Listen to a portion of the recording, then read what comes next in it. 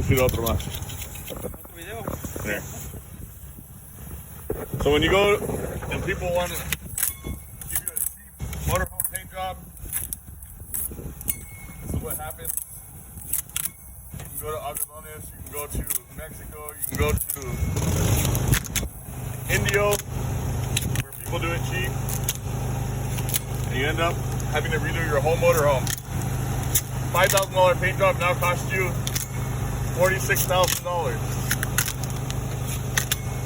So, you want to pay that much?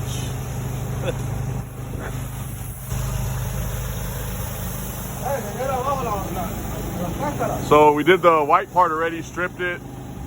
Now we got to re-strip. We got to strip all this stuff, all the doors. You can see they even painted over the silicone.